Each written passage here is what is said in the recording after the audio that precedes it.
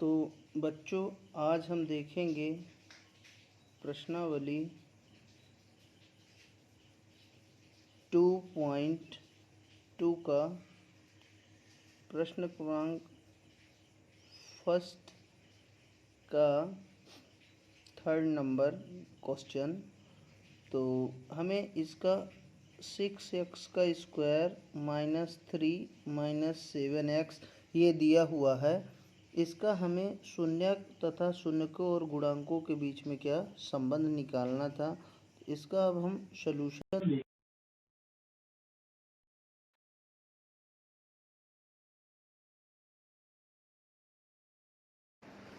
तो हम बच्चों देखते हैं इसका सॉल्यूशन के लिए। सबसे पहले तो यहाँ हम ये देखते हैं कि इसमें जो लिखा हुआ है इक्वेशन जो है वो हमारी थोड़ी चेंज है।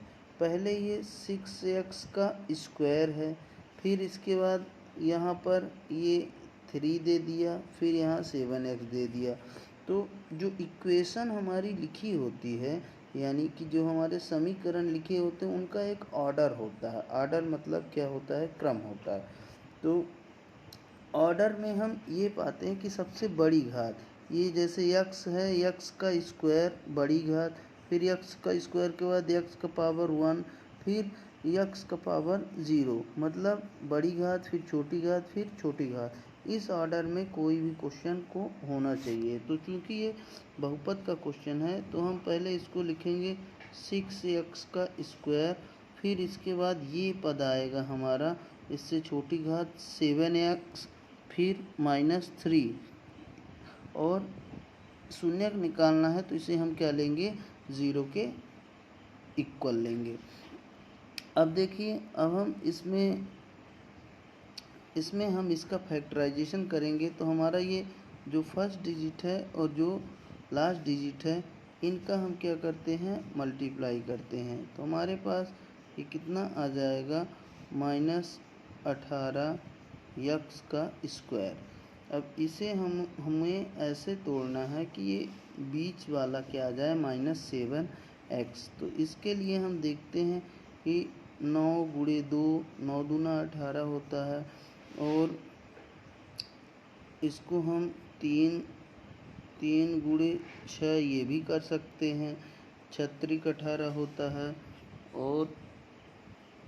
और हमारे पास जो फैक्टर हैं ये शायद 2 ही फैक्टर बन रहे हैं। 9 दूना 1 18, 1 कम 18 बन रहा है ना? 18 × 1। तो हम चुनेंगे कौन सा? हमें चूँकि क्या लाना है? 7। तो 9 में अगर 2 घट जाएगा तो 7 आ जाए। हम 9 और 2 को चुनते हैं। तो यहाँ हमें चूँकि -7 लाना है तो -7 के लिए हम क्या करेंगे? यहाँ पर ये 9x लेंगे और प्लस क्या कर देंगे? 2x। इनका गुणा करने पर हमारा गुणनफल ये -18x² बन रहा है, और इनको आपस में जोड़ने और घटाने पर ये क्या बन जाएगा? -7x। यहाँ तक ये हमें क्लियर हो गया है। अब इसके बाद हम देखते हैं कि इसमें से हमें ये कॉमन लाना पड़ेगा। तो कॉमन लेने के लिए हम ये देखते हैं कि इन दोनों में कॉमन पार्ट क्या है। बच्चों से सबसे बड़ी दिक्कत आती है ये कॉमन लेने में। तो कॉमन को हम थोड़ा ध्यान से समझेंगे। तो पहले हम देखते हैं 6 और 9 में क्या कॉमन है। तो हम देखते हैं कि 3 का भाग आराम से दोनों में चला जाएगा। और यहाँ x² और x में क्या कॉमन है? तो x का भाग इन दोनों में चला जाएगा। तो फाइनली ये क्या है? 3x कॉमन हो गया। 3x कॉमन का मतलब 6x² में 3x का भाग देना और 9x में भी 3x का भाग देना, और जो आएगा यहाँ पे लिखेंगे। तो 3 दूना ये क्या होगा? 6, और यहाँ 3 त्रिकायन क्या होगा? 9। अब यहाँ हम देखते हैं कि यहाँ पर कुछ कॉमन नहीं है तो हम क्या लेंगे? फाइनली 1, और यहाँ क्या बचेगा? -2x - 3 = क्या हो जाएगा? 0। अब हम देखते हैं कि हमारा जो ये है फाइनल, यहाँ पर और यहाँ पर ये क्या हो गया है? सेम आ गया है। तो इनको हम एक पद में कॉमन कर लेंगे तो ये आ जाएगा 2x - 3, और कोष्टक में 3x प्लस क्या आ जाएगा? 1। इक्वल टू कितना हो जाएगा 0। 2x माइनस 3 और 3x प्लस 1 इक्वल टू 0। अब इसे हम फिर क्या करते हैं और आगे बढ़ाते हैं तो हम पाते हैं कि 2x माइनस 3 और 3x माइनस में क्या आ गया था 3x प्लस में 1 आ गया था इक्वल टू 0।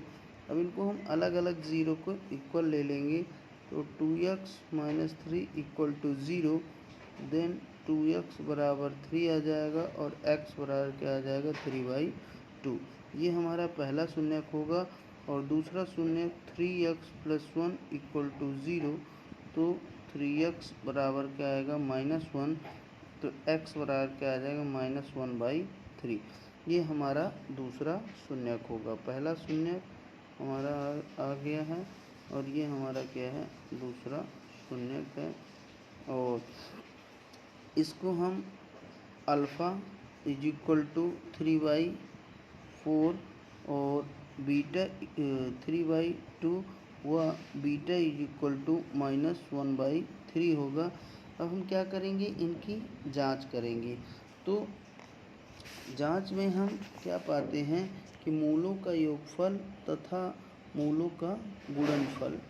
तो यहाँ पे मूलों अथवा शून्यकों का मूलों का योगफल अब हम ये हमारी अब जांच शुरू हो गई है।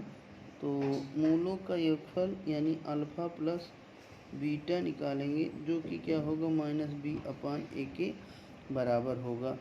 तो इसे हम देखते हैं कि ये कितना आ जाएगा हमारा। ये alpha plus beta equal to -b/a और अल्फ़ा की वैल्यू हमारी कितनी आई है 3/2 प्लस बीटा की वैल्यू कितनी आई है 1/3। और b/a तो हम b और a की वैल्यू हम कैसे चुनेंगे ये हम क्वेश्चन से देखते हैं। क्वेश्चन चूँकि यहाँ 6x² - 7x और प्लस में कितना था प्लस में हमारा था प्लस में माइनस में क्या था 3 था। तो a हमारा क्या होगा इसको हम ax² bx प्लस c से तुलना करते हैं। तो a हमारा क्या हो जाएगा a हमारा x² के पहले वाला यानी a बराबर 6 और b बराबर क्या है -7 और c बराबर क्या है -3। ये a b c का क्या हो जाएगा वैल्यू हो जाएगा। यहाँ पर रखेंगे माइनस और b का वैल्यू क्या रखेंगे 7। देन a का वैल्यू क्या है हमारा 6। अब हम यहाँ पे क्या पाते हैं कि दोनों का एलसीएम क्या आ जाएगा 6। 2 का डिवाइड करेंगे तो यहाँ क्या 3 बार, या फिर ऐसे सोच ले कि 2 को हमें 6 लेना है तो यहाँ पे 3 का गुणा होगा तो यहाँ भी 3 का गुणा होगा। ये आ जाएगा 9 और प्लस माइनस का गुणनफल माइनस होगा। और इस 3 को हमें 6 पहुंचाना है 3 में 2 का गुणा करेंगे तो यहाँ भी 2 का गुणा करेंगे तो -2 और ये 7 क्या आ जाएगा 6। 9 में 2 जाएगा तो ये भी क्या आ जाएगा 7/6 बराबर 7/6। तो हमारा ये जांच देखिए LHS बराबर क्या आ गया है RHS। ये फाइनल हो गया मूलों का क्या योगफल का जांच क्लियर हो गया। अब हम क्या निकालेंगे मूलों का गुणनफल। तो मूलों का गुणनफल के लिए ये देखिए मूलों का गुणनफल इसके लिए हम क्या करते हैं कि अल्फ़ा इंटू बीटा हम ज्ञात करते हैं। अल्फ़ा इंटू बीटा बराबर c/a। अल्फ़ा हमारा कितना है अल्फ़ा हमारा है 3 कितना आया था 2 इंटू बीटा हमारा कितना है 1/3 इक्वल टू c का वैल्यू हमने कितना लिया था -3 और ए का वैल्यू हमारा क्या है 6। इसको हम सॉल्व करते हैं 3 एकम 3 दूना 6, ये आ जाएगा हमारा -1/2 और इधर हम देखते हैं ये 3 और 3 से कट जाएगा, ये भी हमारा क्या आ जाएगा -1/2। तो LHS बराबर क्या है RHS। तो हमारी ये दो की दोनों वैल्यू क्या हो जाती हैं, ये हमारी जांच फाइनली क्लियर हो जाती है। अब हम नेक्स्ट क्वेश्चन देखेंगे। तो नेक्स्ट क्वेश्चन हमारा जो है तो वो है क्वेश्चन नंबर 4 और इसमें क्वेश्चन दिया है 4u का स्क्वायर प्लस 8u। तो इसको सॉल्व करेंगे तो यहाँ हम देखते हैं कि हमारे पास ये ax का स्क्वायर, ये bx और ये प्लस c नहीं है। तो c नहीं है तो हम c को इसमें क्या लेंगे, c को हम 0 लेके चलेंगे। तो यहाँ पर हम पाते हैं a बराबर क्या है 4, b बराबर क्या है 8 और c बराबर क्या है 0। क्योंकि सवाल u के टर्म में दिया है तो हमारा ये au का स्क्वायर के रूप में हो जाएगा, au का square plus bu plus c इस टाइप का हो जाएगा। तो यहाँ हमें उससे प्रॉब्लम नहीं है, इसको u का स्क्वायर इसको भी हम u बना सकते हैं। तो a b c हमें मिल जाता है। अब हम इसमें हम डायरेक्ट ही क्वेश्चन को लगा लेंगे 4u का square plus 8u equal to 0। हम इतने में ही डायरेक्ट ही कॉमन लेते हैं तो हमें क्या मिलता है 4u कॉमन हो जाएगा तो बचेगा u और यहाँ पे आ जाएगा 2 इक्वल टू 0। तो 4u बराबर 0 और u प्लस 2 बराबर क्या होगा 0। तो यहाँ पर u बराबर 0/4 गुणे से आएगा तो इधर आएगा तो बटे में, तो ये क्या आ जाएगा u का वैल्यू 0। ये हमारा पहला गुणांक आ गया। और यहाँ पर u बराबर 0 - 2 तो u बराबर फाइनली क्या आ जाएगा -2। ये हमारा क्या होगा दूसरा गुणांक।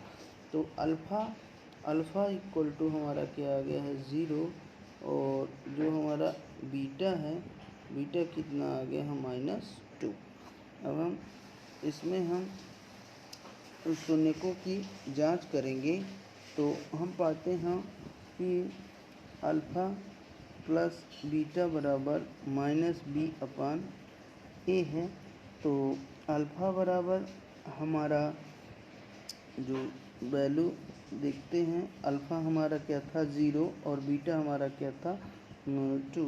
तो ये 0 प्लस क्या आ जाएगा माइनस में 2, यहाँ पर माइनस b का जो हमारे वैल्यू इसमें होगा वो क्या है, b का वैल्यू हम देखते हैं, बीटा हमारा -2 आया है, b का वैल्यू क्या है 8। b का वैल्यू हम क्या रखते हैं, यहाँ पर रखेंगे 8 और a का वैल्यू हमारा क्या है यहाँ पर 4 है। तो ये हम देखते हैं कि लेफ्ट हैंड साइड -2 है और 4 दूना ये क्या हो जाएगा 8। तो हम क्या पाते हैं कि हमारा LHS क्या है RHS के बराबर है। तो ये शून्यकों का हमारा क्या हो गया है योगफल निकल आया है। तो हमारी ये जांच क्या हो गई, योगफल वाली जांच हो गई। अब दूसरी है क्या, मूलों का अथवा शून्यकों का गुणनफल, मूलों का गुणनफल। तो इसके लिए हम क्या करेंगे, अल्फ़ा इंटू बीटा को निकालेंगे। तो अल्फ़ा इंटू बीटा बराबर क्या होगा c/a। अल्फ़ा हमारा क्या है 0 इंटू बीटा क्या है हमारा -2 और c हमारा क्या है, क्योंकि c हमारा 0 है अपॉन a क्या होगा 4। तो ये फाइनली 0 आएगा, इधर भी 0 आ जाएगा। तो हमारा LHS क्या हो गया RHS के बराबर। दैट मीन्स हमारी जांच क्या है ट्रू है। अब हम क्वेश्चन नंबर क्या देखते हैं, क्वेश्चन नंबर हमारे पास है 5वां नंबर है, जो दिया है टी स्क्वायर माइनस क्या है 15 है। तो इसको हम करते हैं। तो यहाँ भी हम पाते हैं कि हमारा ये केवल 2 ही पद दिया है, ax का अगर हम स्क्वायर या at का, हाँ ax का स्क्वायर ए एक्स का स्क्वायर स्टैंडर्ड समीकरण बी एक्स प्लस सी। इससे अगर हम तुलना करते हैं तो हम देखते हैं कि यहाँ पर दो ही पद, एक ये सी दिया हुआ है और यहाँ पर ये ए इज इक्वल टू क्या है 1 दिया है, ये 1 ए इज इक्वल टू क्या दिया है 1 दिया है और सी इज इक्वल टू दिया है माइनस में 15, बी यहाँ पर क्या है 0 है। तो इस क्वेश्चन को हम डायरेक्टली ही शून्य के लिए क्या करते हैं, ऐसे सॉल्व करते हैं, ये 0 हो जाएगा और टी बराबर ये क्या आएगा 15, तो टी बराबर फाइनली क्या आ जाएगा प्लस माइनस रूट ओवर 15। तो टी के हमारे दो मान होंगे, एक जो कि पॉजिटिव होगा और दूसरा टी का मान क्या होगा निगेटिव होगा। तो इसका भी हम सेम इसी तरह से कर लेंगे। शून्यकों का योगफल, मूलों का योगफल जांच भी हम इसकी थोड़ी देख लेते हैं। तो अल्फ़ा प्लस बीटा बराबर माइनस बी अपान ए होगा। तो इसमें चूँकि बी दिया नहीं है, बी हमारा क्या है 0 हो जाएगा और ए हमारा क्या दिया है 1, और इसमें अल्फ़ा हमारा, अल्फ़ा की जो वैल्यू आई है वो कितनी आई है, अल्फ़ा हमारा प्लस में 15 और बीटा हमारा क्या है माइनस में रूट ओवर 15। तो प्लस में 15 प्लस माइनस में अंडर रूट 15, इधर ये 0 आ जाएगा और यहाँ भी ये क्या होगा, ये दोनों प्लस माइनस में आपस में कट जाएंगे। एल एच एस बराबर ही हमारा क्या आ जाता है आर एच एस आ जाता है। अब हम इसका नेक्स्ट देखेंगे कि अल्फ़ा इंटू बीटा, तो अल्फ़ा इंटू बीटा बराबर क्या है सी अपान ए होता है।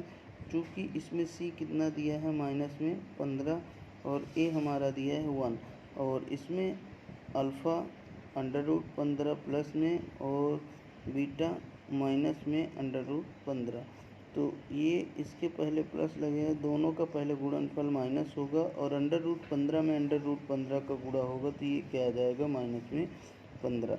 तो एल एच एस बराबर आर एच एस। तो हमारी ये भी जांच क्या है क्लियर हो गई। चलिए अब हम, हमारा ये क्वेश्चन नंबर फर्स्ट कंप्लीट हो चुका है।